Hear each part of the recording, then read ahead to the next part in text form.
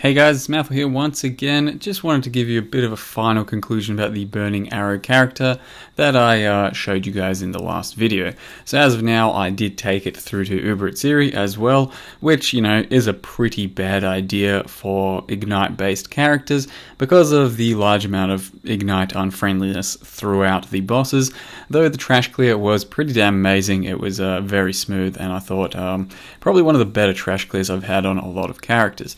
So the vials, as I've mentioned before, when you first kill one of them, if the other one is alive, he will be enraged and he'll be Ignite immune. I luckily managed to kill them at pretty much the same time, so that went down pretty uneventfully.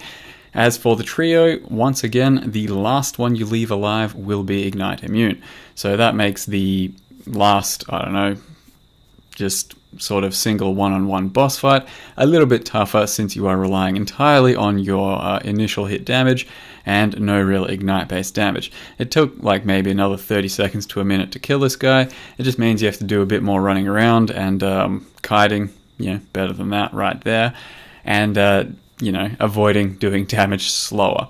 And then Itziri herself, of course, is Ignite immune, and that becomes a real fucking issue, and it took quite a while to get the fight down. So the ads themselves, you pick one that can be ignited, you attack it, chances are it dies pretty damn quick. Itziri cannot be ignited, and boy oh boy did it take me a while to get her down. Something like a 5-minute fight maybe, whereas normal on really good characters it's only like a minute. She did still die, but it's not an easy fight by any means. Then went back, did a couple more guardians here or there, a few more Chiyula runs, quite a few more Chiyula runs actually. I did end up leveling from like 91 to 92 fairly comfortably, fairly consistently. Chiyula runs are great for XP, and the character did really well for clearing that sort of shit up. It's a really nice character for mass clearing at this stage, whereas its single target lacks a bit, but hopefully that'll be fixed in the next patch, Legacy League that is, with the threshold jewel that allows you to apply 2 ignites from your Burning Arrow. So the single target still is okay, but it's not one of the most mind-blowing single targets in the game currently. Maybe with 2 ignite stacks that'll change. So that was all I wanted to show you as far as a little bit more boss clips and gameplay goes. I just want to go over how the character is built now, in case you want to follow this in the future yourself. As well as that, I also wanted to just go over how Burning Arrow can potentially be built for the future, because as I mentioned, this jewel right here that's coming in a few days for the 2.6 patch should make Burning Arrow a pretty substantial source of Ignite for a lot of your, even more simpler Burning Arrow builds, and I might want to try and touch on how we can build those, and hopefully I might go over that or try and build one myself in the next few days too. But what we're talking about here for our current character is we're using Death's Opus, we're scaling crit, and the point of doing that is, well, you get a really large amount of crit multi from the Death's Opus. You get 2 additional arrows, so we have 4 arrows in total with the Dying Sun, and that means that your prolif is almost always going to be really good on, packs of monsters, and you won't ever have to swap out a GMP for a slower proj, for example, and have to mess around with your single target that way. So it kind of just saves you a bit of effort and a bit of time that way, but you don't necessarily have to do that, and I'll go over that in a second. But for this character, as crit, Death's Opus, 550 crit multi, that means we're hitting 5 times harder than just a normal attack. You'd have to find quite a lot of scaling throughout the tree to overtake that for a normal sort of attack based build. So we still get a lot of the projectile damage here.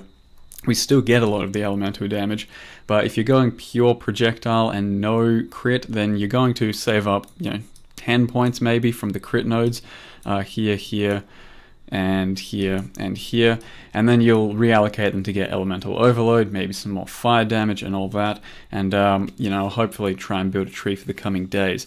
So you could do that, and then also wear a drill neck. That's 100% additional proj, but that will only work if you're wearing a Zophs. In any case, for this build we've chosen Death's Opus. It is, I think, the best choice, much better than Reach of the Council, because Reach of the Council would require you to use a Crit Strax gem, and you wouldn't get the same level of crit multi, nowhere close. You get a little bit more physical damage, because Reach of the Council, the nerfed version, isn't even that much better than a good Death's Opus. So Death's Opus is the goal here. And then the rest of the gear is just pretty generic CI gear, you know. It's going to be hard to get early on in the league, I would think, but it's, you know, just energy shield all over the place. And Opal Rings, pretty important. Try and get those if you can, because elemental damage double dips, of course, but getting the right resists and all that could be expensive, so it's not very much of an early league character. Then we do have Signal Fire. Since we're using a Death's Opus, only 50% of my damage is converted. Signal Fire converts the other 50%, and of course we have 100% fire damage on Burning Arrow. Using something like a Zophs, however, converts the other half, meaning your pure fire damage, and that's when you can use things like Drill Neck. But at this stage, an additional 32% extra fire damage is quite substantial as well, so that's you know, a good choice anyway. So that's basically the character. Also, the enchant here is pretty substantial. 15% of Burning Arrow physical damage gained as extra fire damage. So what we're talking about here is 56k. Put that on, that's 5,000 damage. It's about a 10% tooltip gain from that enchant, so it's pretty nice. Now, in the future, you know, this is the character, and it's going to be tough to build for most circumstances, especially at the start of a league. In the future, I think a nice budget one would go well with a Lionized Vision, a Zophs Nurture, depending how accessible it is in the new league, and probably a Drill Neck. So you will still convert 100% of your fire into 100% of your fears into fire with Burning Arrow. You then have Zophs Nurture, which spreads your Prolif or your Ignites into Prolif, so you don't have to go Elementalist. You can pick another Ascendancy like a Deadeye, or probably even a Raider, or even a Pathfinder. You know, all of those. You could even build around a Berserker. You could build around Chieftain. You could go Scion. You could go Elementalist again. You know, that's sort of it's kind of flexible. You can do a lot of things. But the goal is to be non-crit in this whole setup, and using a Lionized Vision, you'd then be, of course, life-based, and you'd get an extra link. So from that scenario, I think we have our new text from before. That was the previous 6 link I had, but I replaced, over here, but I replaced Added Fire with Less Duration. If you use this, you can then use a full-blown 6 link with Added Fire as well as Less Duration. And then chances are you'll probably use GMP most of the time, since you would need it, and early on can't get a Dying Sun, you're not going to be using Death's Opus, so you'd probably replace Slow Approach with GMP, chuck in Slow Approach for boss fights, and it will be pretty substantial single target. I have a feeling that a full non-crit version of this, scaling all your projectile damage, your fire damage, and with a Zophs Nurture, I have a feeling this could have better single target than my current build, especially with the Threshold Jewel that gives you 2 different Ignites, or 2 Ignites stacking on top of each other. So I think it's something very worth exploring, because the first time I tried Zophs Nurture, as you may remember, was with a Chieftain, and I built it fairly crappily. It was a crit base, and I didn't do that much double dipping. So ideally you do want to focus a lot more on your projectile nodes, on your elemental nodes, on your fire damage nodes over here, and your elemental overload rather than pure crit base.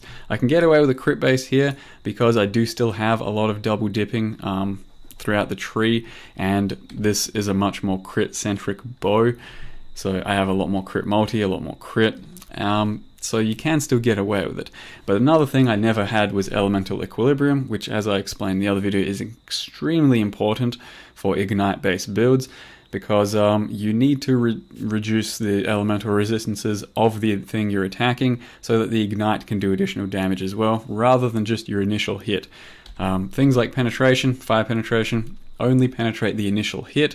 Your Ignite then will be ticking on a resistant monster if he still has resists, whereas Elemental Equilibrium takes away the monster's resists, potentially even into the negatives, so it gives you even more damage than possible.